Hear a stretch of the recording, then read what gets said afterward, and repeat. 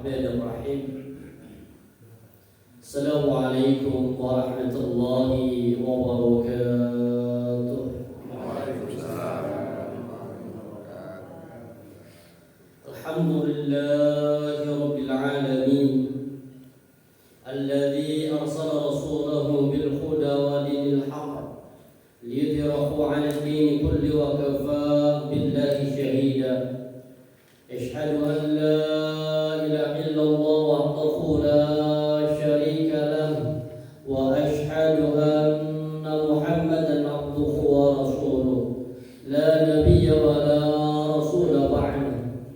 Allahumma salli wa sallim wa barik wa kallim ala nabiyyina Muhammadin wa ala alihi wa ashabihi wa man tabi'ahum bi ihsan ila yaumiddin, amma ba'd. Qala Allah ta'ala fil Qur'anil 'aziz, a'udzu billahi minasy syaithanir rajim. Thumma nunajjil ladzina ittaqaw wa nadharu adh-dhalimina fiha jithiya.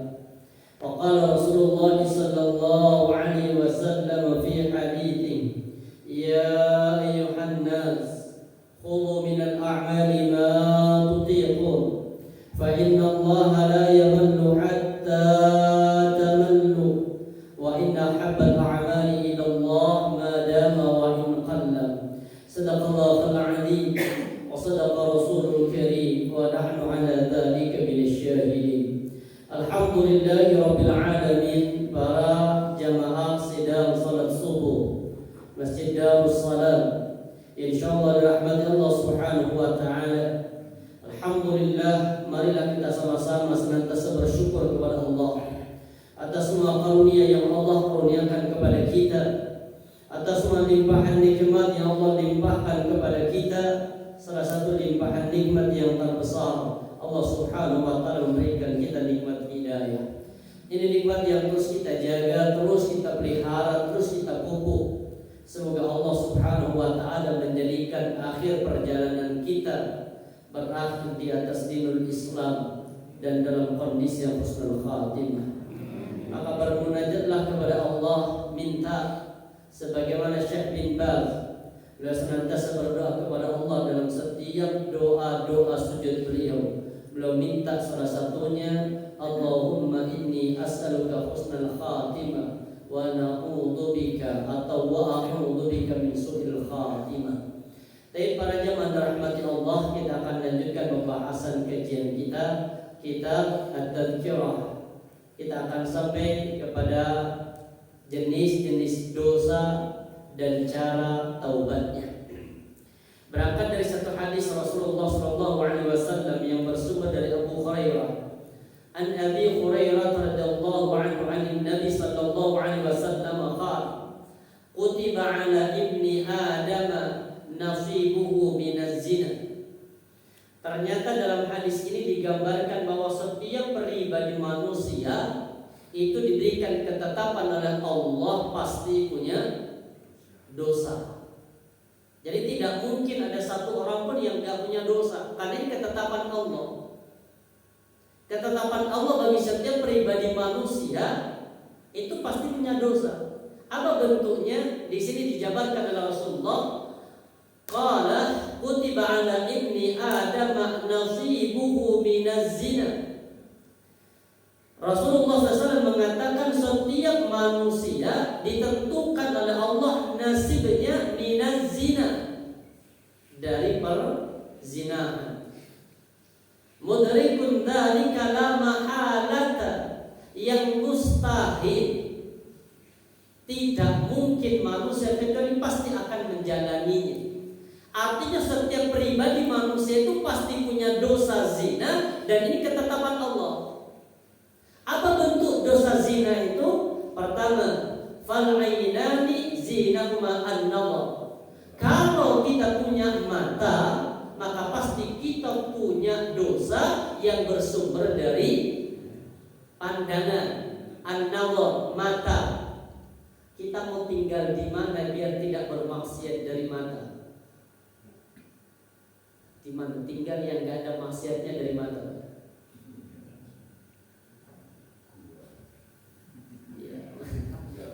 di gua contoh, terus makannya gimana? Ya pasti kita pasti akan berinteraksi, dan interaksi itu mau tidak mau, sengaja ataupun tidak sengaja, kita pasti punya dosa dari pandangan mata. Bahkan selevel Imam Asy-Syafi'i, beliau mengadu kepada imamnya atau kepada syekhnya, kepada gurunya. Beliau mengatakan syaqautu ila Waqi, guru beliau. Jadi Imam Asy-Syafi'i, aku mengadukan, syaqa itu dari kata mengadu permasalahan. Syaqautu ila Waqi an sa'ibdi. Beliau mengatakan aku mengadukan permasalahanku kepada Imam Waqi tentang sulitnya menjaga hafalan. Jadi Imam Asy-Syafi'i dulu itu kalau membaca halaman itu dibaca langsung hafal. Sekarang ketika pengaduan beliau baru dibaca 3 kali baru hafal. Jadi kalau sebelumnya itu hafal setiap 1 kali baca, maka sekarang 3 kali baru hafal. Ini Imam Asy-Syafi'i.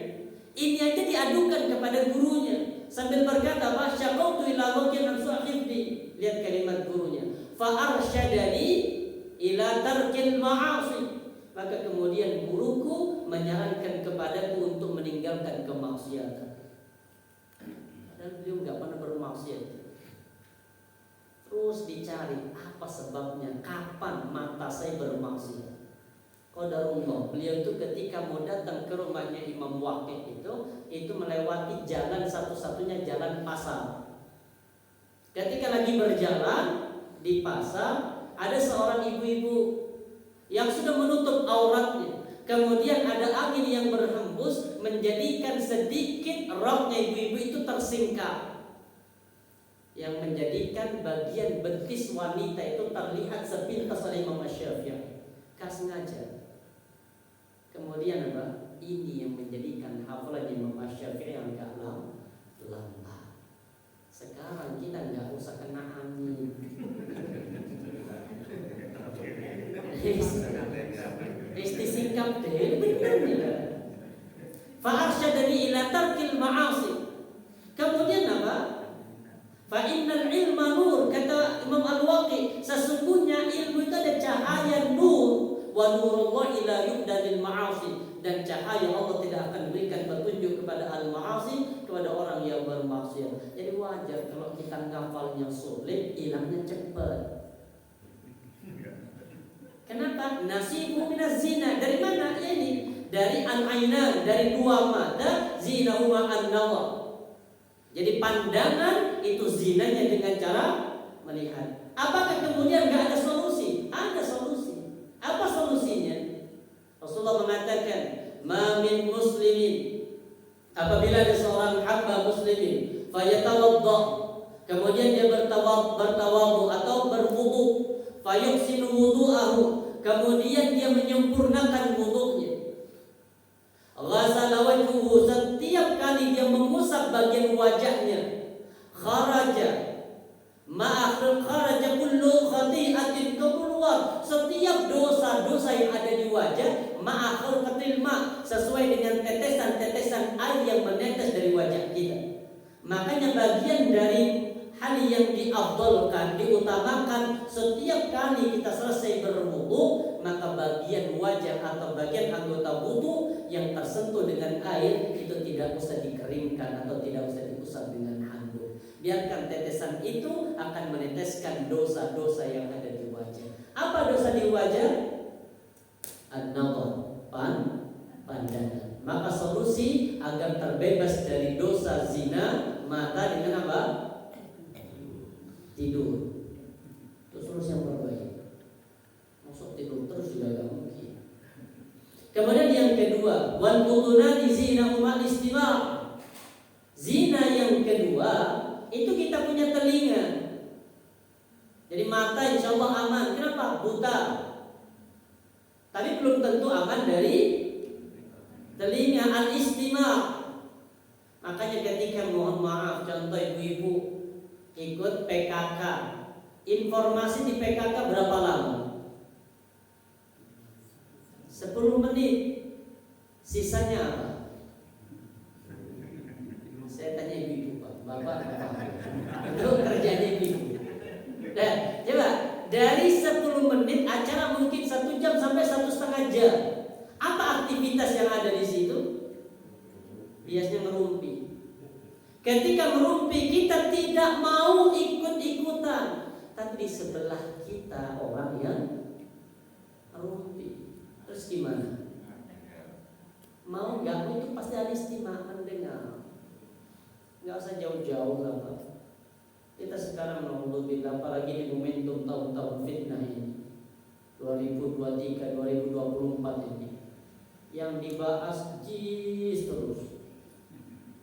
Jakarta International Stadium itu yang nggak standar FIFA, yang rumputnya inilah, itu yang paling mengerikan. Komentar di bawahnya saling menghujat. Padahal setiap aktivitas tangan kita menulis, setiap ungkapan mulut yang keluar dari lisan kita, ungkapan itu di hadapan Allah telah akan dipertanggungjawabkan. Makanya kemudian Rasulullah memberikan solusi ini bagi kita semuanya. Ada seorang sahabat tanya, ya Rasulullah, man najat? Gimana sih caranya ya Rasulullah agar kita selamat? Jadi Nabi ditanya, man najatu? Apa sebab-sebab orang itu akan selamat ya Rasulullah? Pertama Nabi mengatakan, syarat engkau ingin selamat duniamu dan syarat ingin selamat akhiratmu, kata Rasulullah, amsik alaika lisana, jaga lisanmu, jaga komentarmu. Makanya kan sekarang harus menjaga 3. Kalau di zaman Agim itu hanya menjaga 1 sudah cukup. Jagalah hati. Sekarang sudah enggak cukup loh hanya sebatas jaga hati, Pak. Harus jaga apa? Tambah, jagalah jari dan gak banyak ketik. Dan yang ketiga, jagalah istri. Ya. Karena yang paling senang tampil indah, tampil branded dengan harta yang melimpah, itu biasanya siapa? Istri. Makanya 3 dijaga. Jaga hati, jaga jari. Jari itu apa? Menulis, bikin status, komentar. Ingat Rasulullah mengatakan, dan ini harus kita jaga, Pak. Kata Rasulullah apa? Idza takallama al-'abd, apabila ada seorang hamba takallama, dia berbicara bi kalimatin, dengan 1 kalimat. Ada 2 hadis di situ. Pertama apa? La yubali biha bala. Ketika dia berkomentar dengan komentar kalimat, dia enggak peduli dengan kalimat itu. Ternyata apa? Kalimat yang terlontar dari lisan kita itu adalah kalimat min suhtillah, dari perkara yang dimurkai oleh Allah. Apa yang terjadi? Yahwi biha fi jahannam al-'abda ma bainal masyriq wal maghrib. Maka dengan 1 kata orang itu bisa dijerumuskan oleh Allah ke dalam neraka sejauh timur dan barat. Contoh kalimat yang sering terlontar tapi kita enggak peduli dengan kalimat itu. Katakan apa? Kadrun. Apa lagi? Cebol. Jadi kan sering kalimat ini, enggak peduli. Padahal bisa jadi 1 kalimat menghantarkan orang ke dalam neraka. Di hadis yang kedua apa kata Rasulullah? Idza takallama al-'abd, apabila seorang hamba berbicara, ma yatabayyanu bihi, kemudian kalimat yang diucapkan dari seseorang ini apa? Dia mendengar dari orang lain, ma tabayyanu bihi, yang dia tidak sempat tabayyun. Terutama ibu-ibu, hati-hati dengan hadis ini. Kalau jadikan dengan informasi, jangan ucapkan informasi itu ma yatabayyanu bihi sebelum dia bertabayyun kebenarannya. Yang biha fi jahannam, maka akan dihantarkan masuk ke dalam neraka, didekatkan ke neraka sejauh terbitnya matahari sampai terbenamnya. Artinya 1 kata itu mendekatkan seseorang ke dalam neraka itu sejauh timur dan barat. Per hari ada berapa kalimat yang terlontar yang kadang kita belum bertabayyun. Makanya telinga ini kita jaga agar kemudian telinga-telinga kita terhindar dari fitnah zina. Yang ketiga, wal lisan zinahuma al-kalam. Kemudian zinanya lisan kita dengan apa? Kalam. Makanya Nabi ketika mengatakan amsik 'alaika lisanak, jaga lisanmu. Yang kedua sebab dari keselamatan kata Rasulullah, wasi baituka, luaskan rumahmu. Artinya apa? Tidak usah rumahnya yang luas, hanya jenengan belajarlah untuk uzlah, senang tinggal di rumah, nyaman tinggal di rumah, kurangi aktivitas, kurangi komunitas yang menjadikan telinga kita semakin banyak maksiat, dan kurangi komunitas yang menjadikan mulut kita semakin bermaksiat. Enggak usah terlalu banyak komunitas. Yang mau komunitas goes cukup goes, habis itu makan pulang, selesai. Yang jadi masalah kan makannya,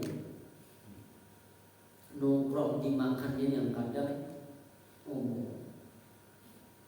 Kemudian waliyadu, tangan. Apa zinanya tangan? Al-batsyu. Zinanya tangan itu apa? Menyentuh. Warijlu, kaki. Zinaha al-khuta. Kaki zinanya, dosanya kaki itu apa? Melangkah.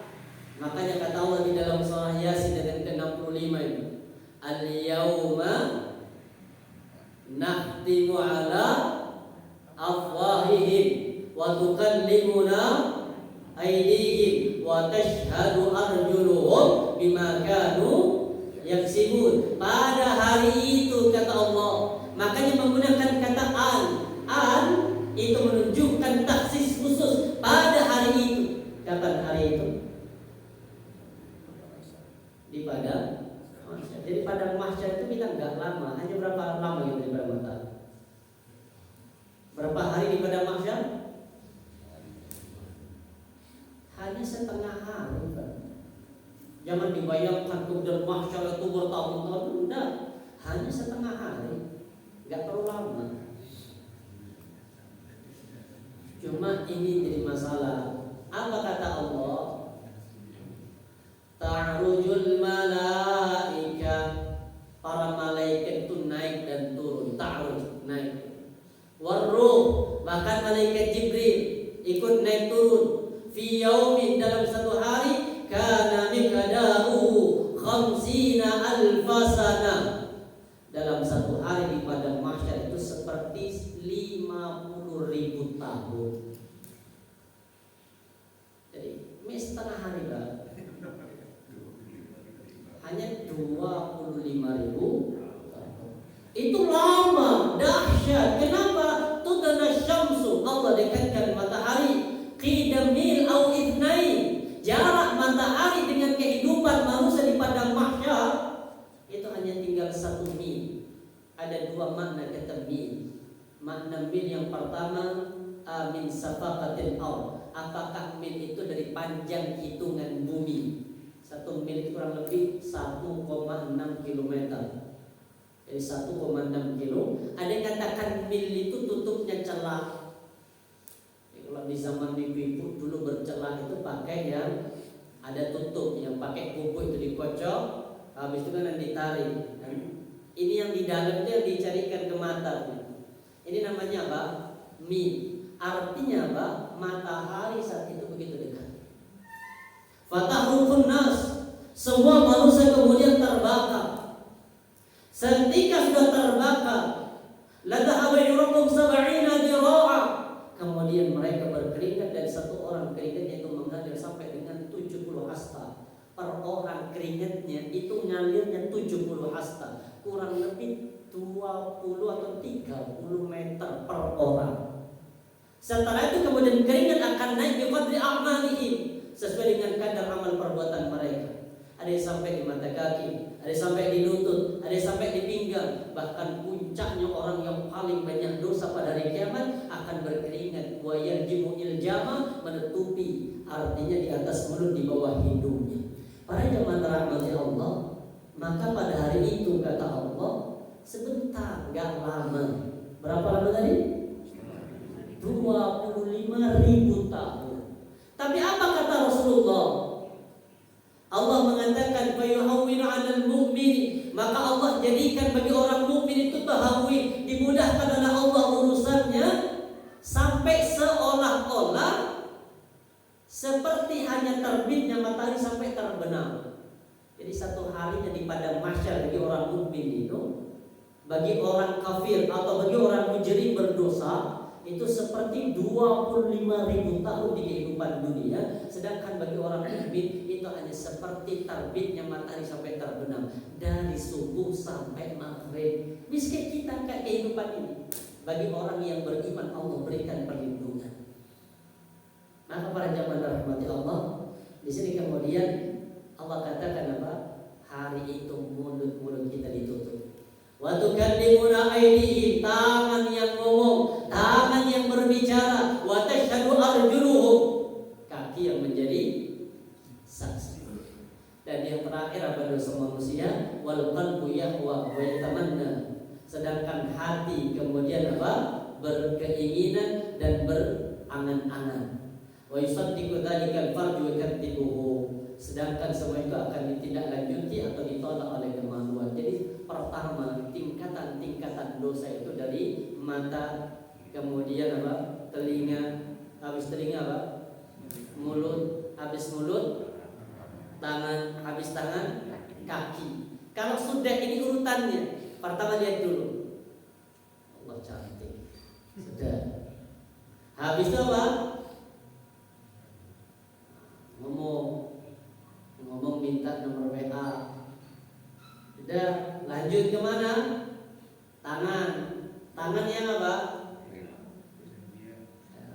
Janjian. Kemudian kaki yang nganter, berjalan, ketemu.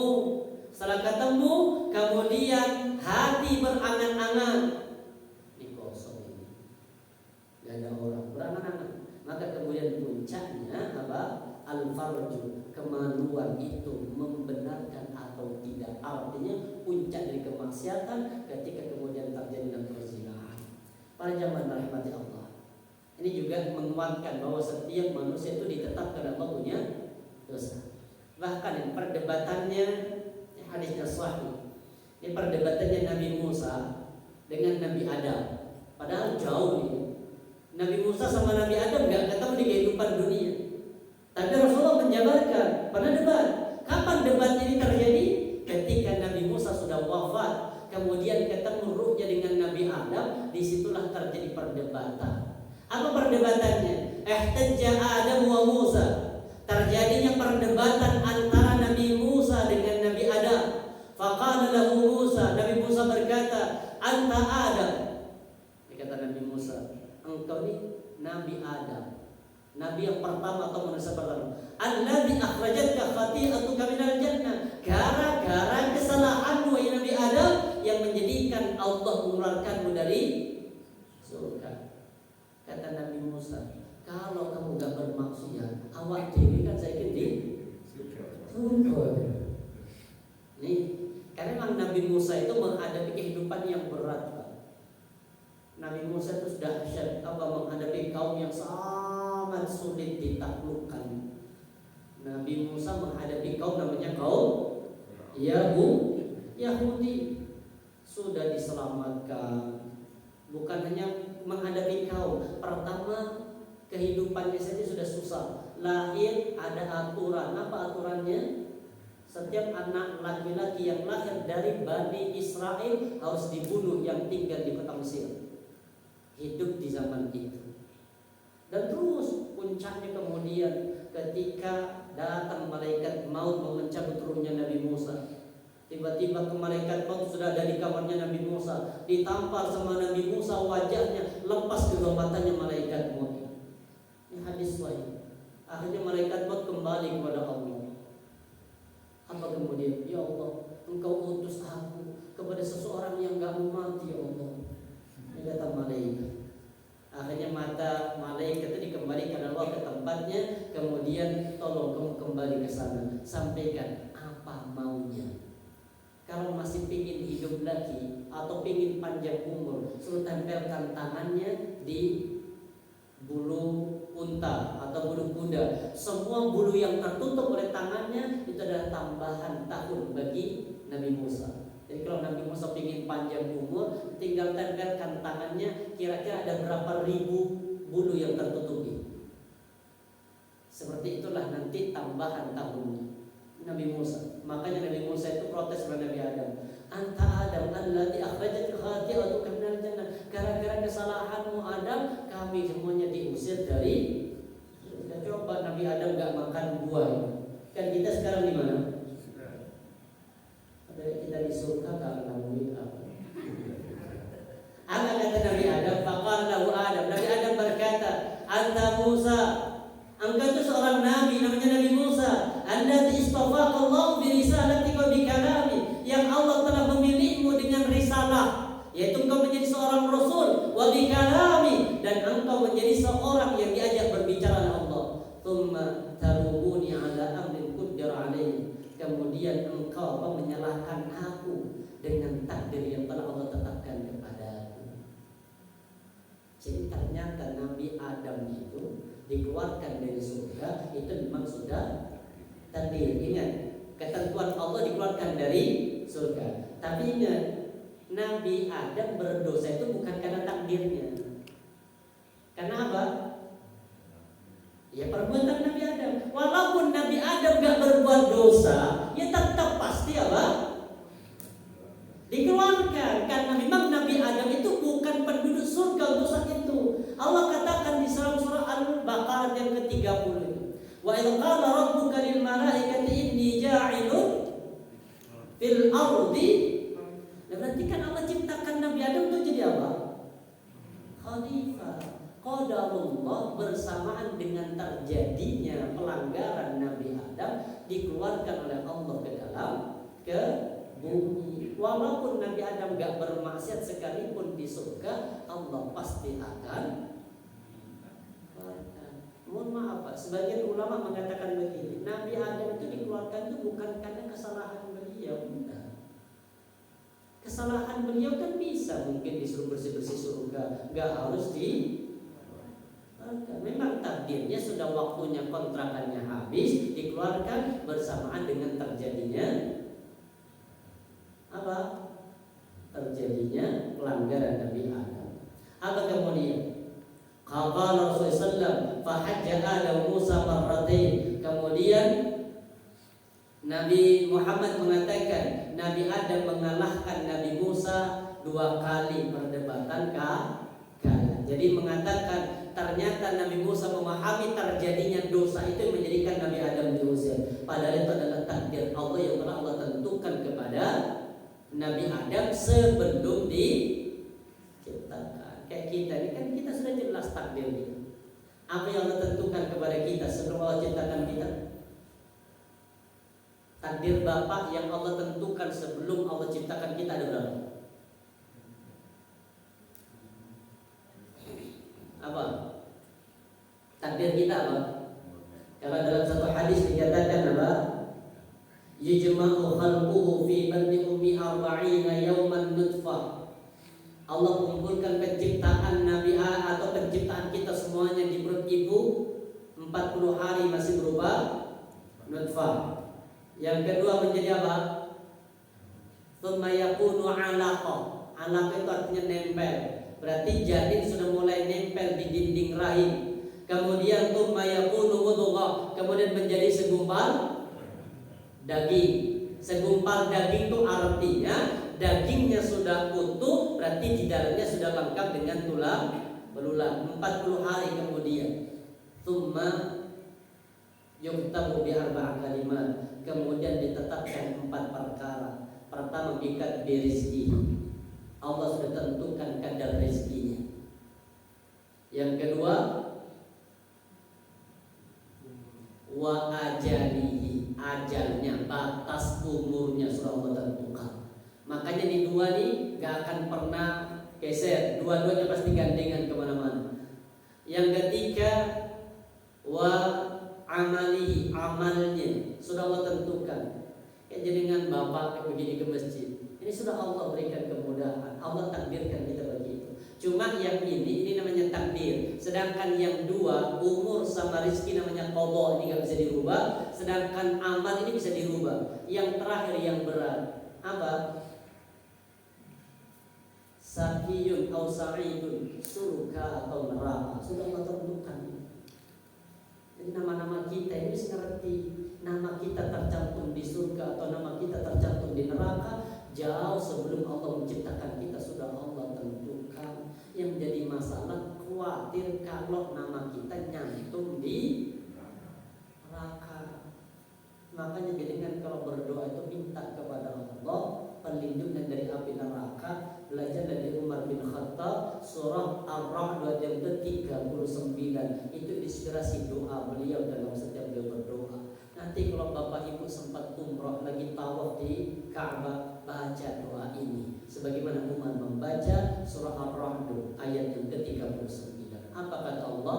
Yamhullahu ma yasha wa yuthbitu wa 'indahumul kitab. Allah menghapus apa yang Allah kehendaki dan Allah menetapkan apa yang Allah kehendaki, dan hanya di sisi Allah catatan Lauhul Mahfuz. Ini bisa jadi catatan takdir kita bisa berubah. Kalau Bapak barangkali catatan takdirnya Allah tetapkan penghuni neraka, ternyata sepanjang hidupnya beliau beribadah kepada Allah, maka bisa jadi Allah hapus catatan neraka dan Allah tetapkan menjadi catatan penghuni surga.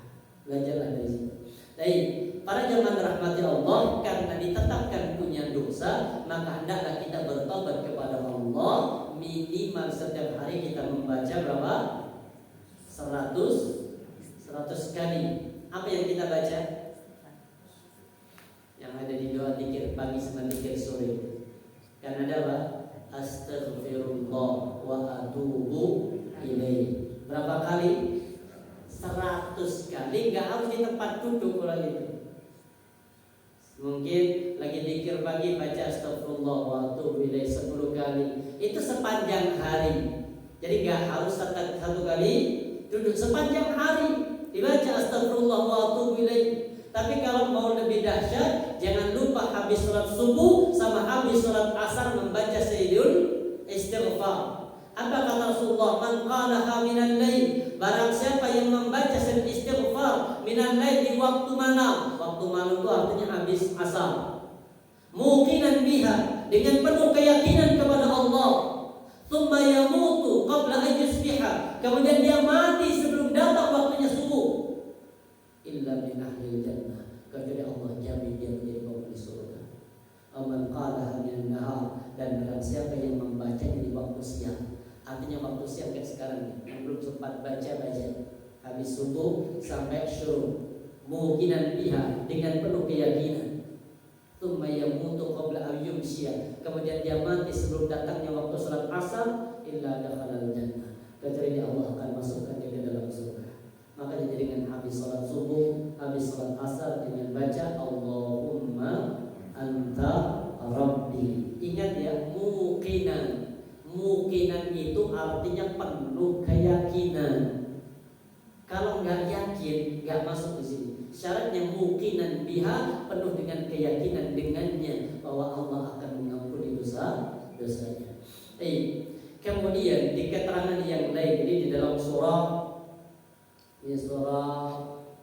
Maryam ayat yang ke-72. Ini dari ayat yang ke-71 begini bunyi. Apa kata Allah? Allah katakan di ayat yang ke-71 tentang bagaimana orang-orang itu.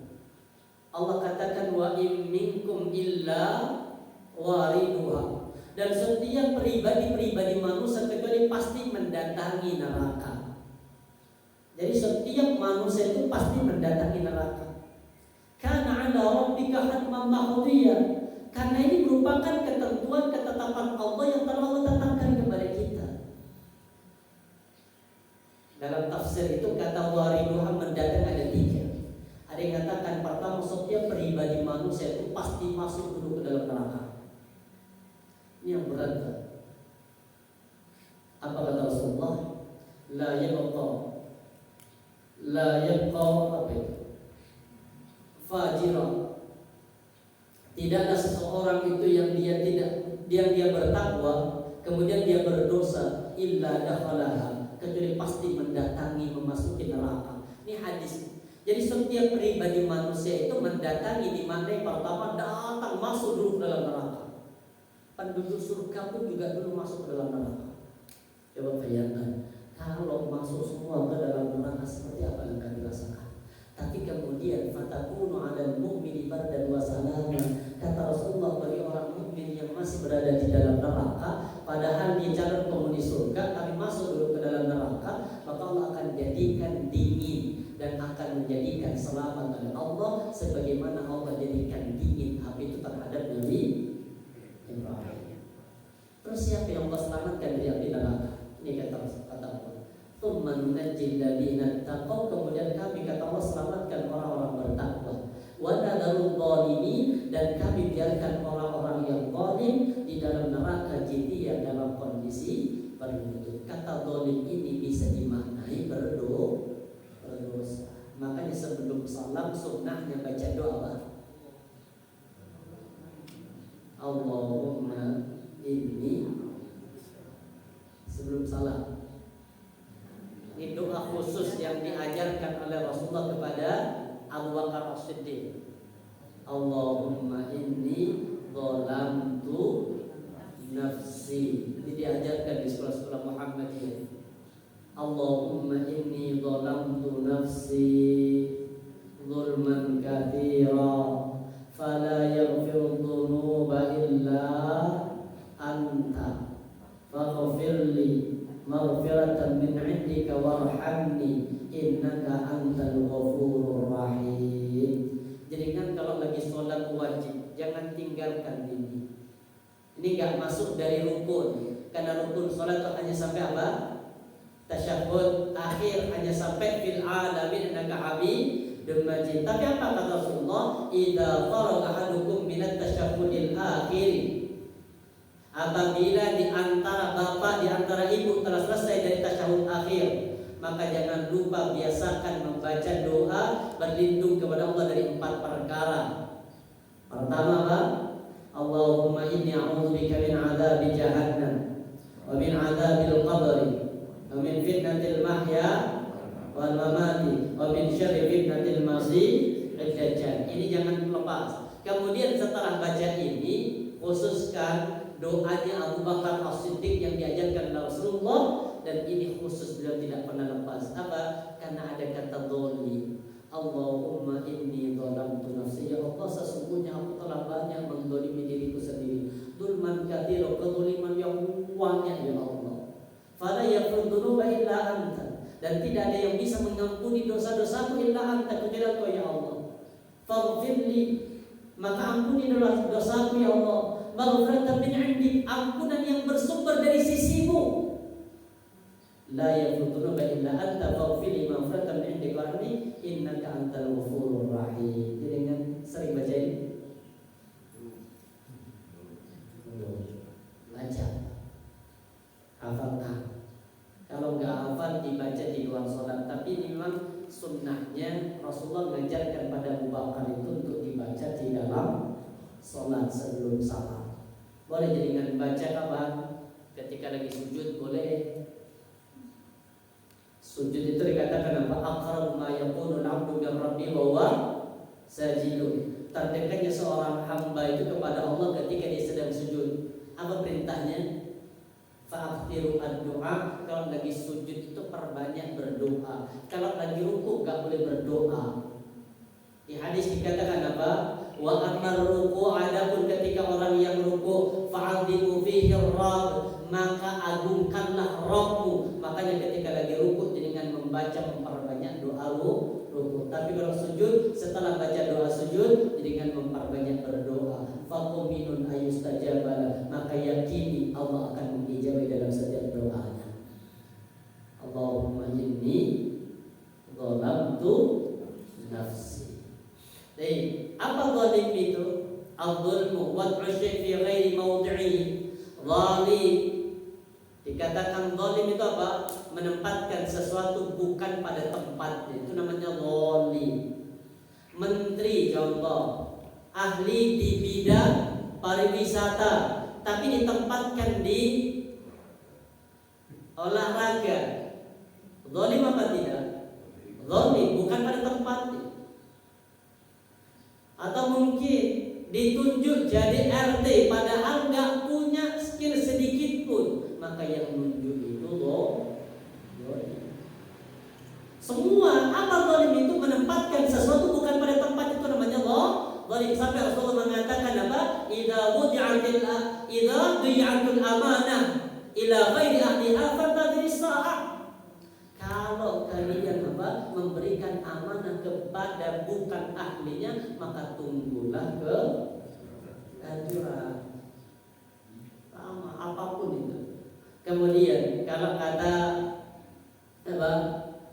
di keterangan yang kedua, wa syai' fi ghairi mawdi' al-mukhtass bihi, yaitu meletakkan sesuatu yang bukan pada posisinya yang tepat baginya, imma binuqsan atau biziyadah, baik karena kekurangannya ataupun karena kelebihan. Contoh, kita punya sepatu, kakinya mungkin sepatunya cukup ukuran 40, dibelikan yang ukuran 35. Nyiksa, zalim. Berarti apa? Kurang. Atau biziyadah, atau ukuran kakinya 38 tapi dibelikan sepatu yang nomor 42. Itu kesiksa, itu bagian dari zalim. Baik, zalim itu ada 3. Insyaallah sudah sering kita bahas. Ini contohnya. Hampir sama ini, hadisnya ini hampir sama dengan yang ini. Ini ada di kitab Minhajul Qasidin. Sebentar, an Aisyah. Ini hadis bersumber dari Aisyah. Aisyah berkata, qala Rasulullah sallallahu alaihi wasallam. Rasulullah SAW berkata, ad-dawawin 'inda Allah azza wa jalla thalathatun. Ad-dawawin itu dari kata diwan. Diwan itu artinya mahkamah, kantor. Jadi di hadapan Allah itu ada 3 mahkamah. Kalau di negara kita ada berapa mahkamah? 2. Ada 2, Mahkamah Konstitusi, Mahkamah Agung. Kalau konstitusi masalah pemilu ya, pemerintah, undang-undang. Kalau agung,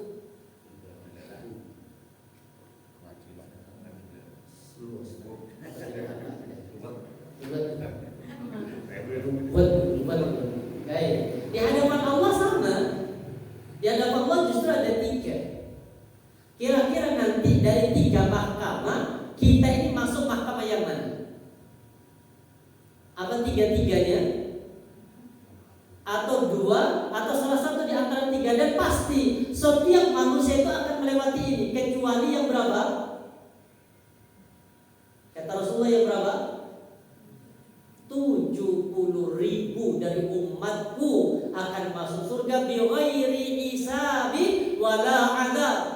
Ada 70.000 umatku kata Rasulullah yang akan masuk surga tanpa hisab, tanpa adab.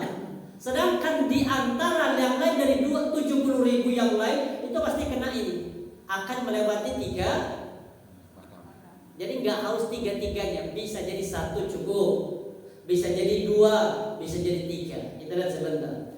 Diwanul la ya'ballahu bihi syai'a. Ini yang pertama. Diwan, mahkamah yang Allah tidak mempedulikannya sedikit pun. Artinya kurang ini, boys. Nah, kurang tiraikan lah. Ini mahkamah yang kurang tiraikan. Kenapa kurang tiraikan? Artinya itu ada pada diri Allah, hak prerogatifnya Allah. Yang nomor 1. Nanti kita keterangannya di sini. Yang kedua, wa diwanun la yatrullahu minhu syai'a. Yang ketiga, pengadilan atau mahkamah yang Allah tidak akan pernah membiarkan sedikit pun. Artinya pengadilan itu pasti dalam pengawasan Allah dan Allah tidak akan pernah membiarkan. Yang ketiga, wa diwanun la yafrullah, mahkamah yang Allah tidak akan pernah mengampuni. Ini bahasa kita itu apa? Sudah ngerti ini pasti bersalah, akan divonis begini, tapi tetap pengadilannya akan berjalan. Makanya kemudian pengadilan paling panjang itu dulu kasusnya siapa? Kasus Yanida. Siapa perempuan yang Jessica? Kopi Yanida itu kan panjang. Kasus apa lagi yang panjang? Penistaan agama, Al-Maidah 51 panjang. Panggilkan dulu apa?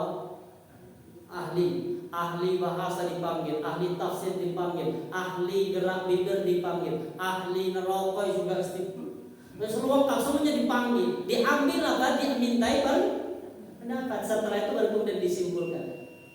Jadi yang ini yang nomor 3 ini. Kita lihat sebentar. Fa amad diwanu alladzi la yaghfirullah. Adapun pengadilan yang Allah tidak akan pernah mengampuninya. Artinya tetap diadili tapi sudah ketahuan endingnya. Apa endingnya? Pasti divonis itu. Jadi walaupun gak ada keringanan, tapi tetap namanya kantor hukumnya tetap harus diadili. Sama dengan masalah ini. Contoh bapak ada yang ada komentar orang yang maaf, orang yang kurang ilmu komentar begini. Sudah tahu bulan tuh gak akan kelihatan, kenapa kok masih di?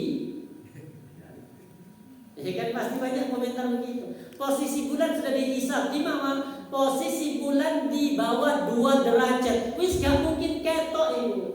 Tapi masih disiapkan namanya. Kan loh. Habis itu kemudian apa? Rapat.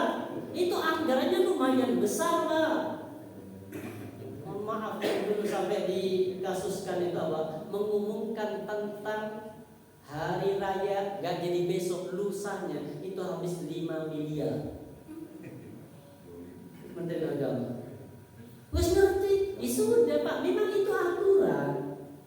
Kewajiban itu. Untuk apa? Dinador inceng dulu. Barangkali walaupun 2 derajat, ternyata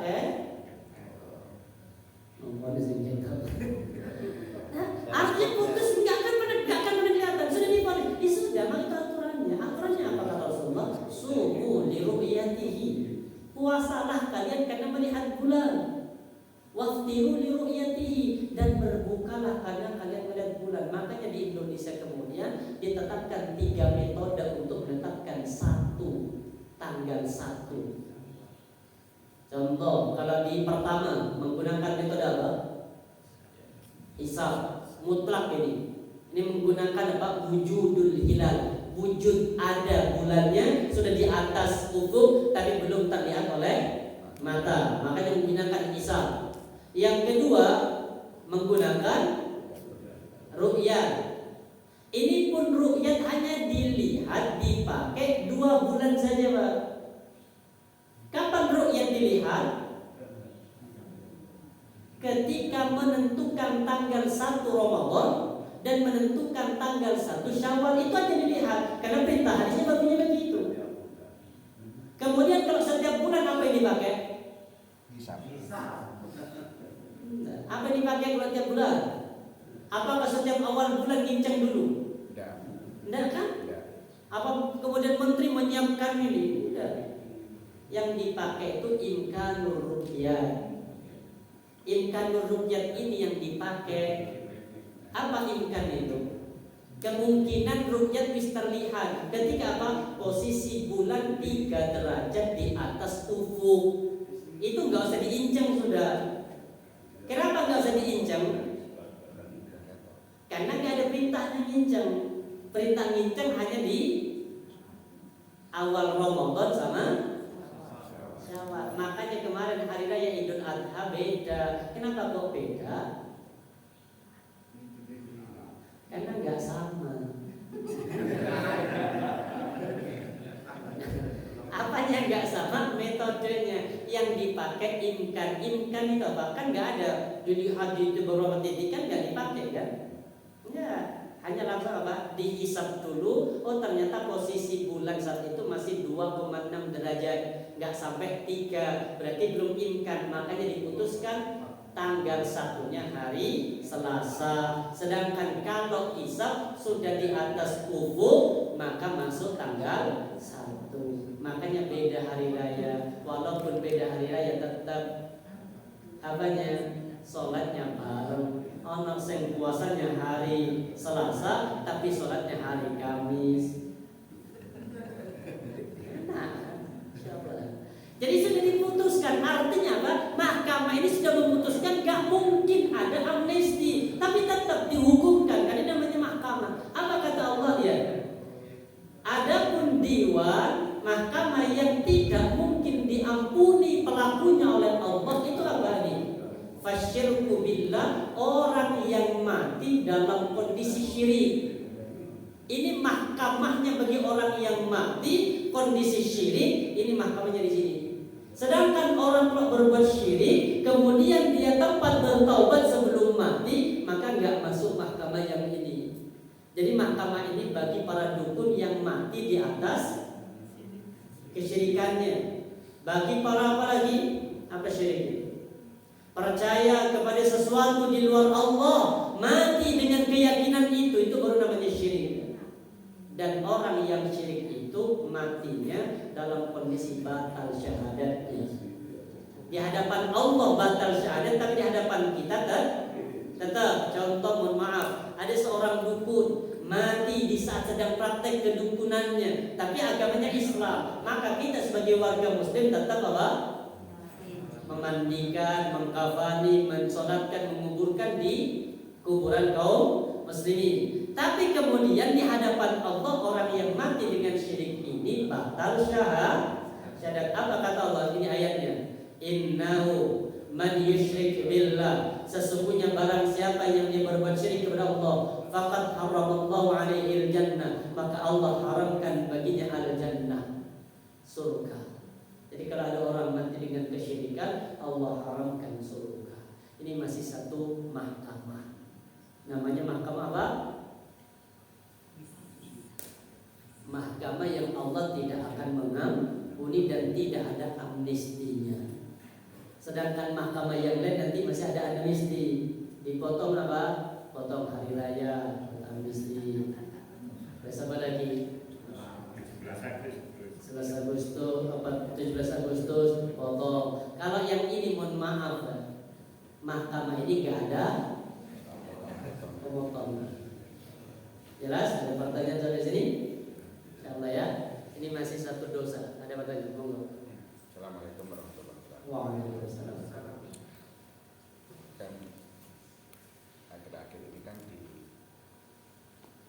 dipertontonkan kita Pak, bahwa ya, pengadilan itu kan manusia tidak bisa menghakimi seseorang ini menjadi muslim dan atau sesat dan sebagainya. Iya. Kaitannya dengan ini bagaimana? Baik. Pemikiran seperti ini. Pertama begini, kita itu kalau manusia hanya sebatas menghukumi yang dohir. Ada kejadian di zaman Nabi, kejadian begini.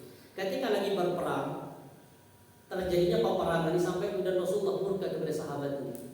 Di saat sudah berperang, kemudian musuh sudah berada di bawah mau dibunuh, kemudian musuh itu bersyahadat. Asyhadu an la ilaha illallah wa asyhadu anna Muhammadar Rasulullah. Sahabat ini sudah mantel marah, Pak. Diputus itu, dibunuh juga walaupun sudah bersyahadat. Selesai peperangan kemudian ini dilaporkan kepada Rasulullah dan Rasulullah bertanya, "Kenapa engkau masih membunuh orang yang sudah bersyahadat di hadapan Allah?" Apa jawabannya? "Ya Rasulullah, sesungguhnya dia bersyahadat dalam kondisi bermain-main hanya untuk menyelamatkan diri dari apa? Sabetan pedang terakhir agar dia enggak mati." Apa kata Rasulullah? "Kenapa sekalian tidak engkau belah dadanya dan engkau lihat hatinya, main-main apa tidak?"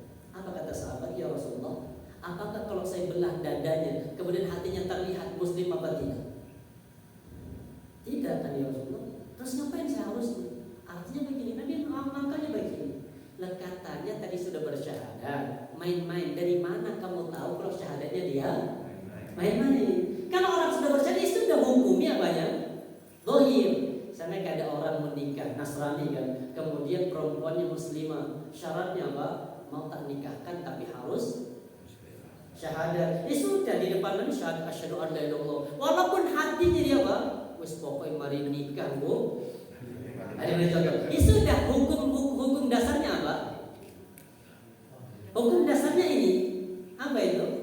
Syahadat. Jadi kalau ada orang yang sudah mengatakan terlihat ini seperti agama Islam, sudah kalau dia bersyahadat itu saudara kita. Tapi kalau kemudian dia menyimpang, bukan syahadatnya yang salah, tapi apanya? Penyimpangannya. Kita tidak berhak memvonis orang kemudian tersesat atau tidak, kecuali begini. Contoh, mohon maaf, yang gara-gara Az-Zaitun itu dikatakan sesat. Kenapa? Pertama, karena dia menyampaikan dan mengajarkan kepada orang. Terlepas contoh, bapak nggak sholat, urusan berarti bapak muslim. Apakah kemudian saya katakan, oh bapak sesat, gak sholat? Enggak, karena pribadi. Tapi kalau bapak kemudian mengajarkan, nah sholat itu enggak wajib, baru bapak divonis sesat. Apanya? Pendapatnya karena mengajarkan kepada orang. Terlepas dengan mohon maaf di hadapan Allah, bisa jadi Allah mengampuni. Tapi kalau urusan ini syirik, kalau syirik Allah nggak ngampuni, Bang. Kenapa kok Allah nggak ngampuni? Karena syirik itu dosa terbesar dan menjadikan pelakunya keluar dari Islam di hadapan Allah. Kalau memang nyata syiriknya, tapi kan kita nggak boleh menvonis. Jangan contoh, oh orang yang datang ke kuburan itu syirik semua. Nggak, bisa jadi ada orang datang ke kuburan untuk apa? Ziarah. Oh itu kuburan wali murid. Oh itu kuburan wali.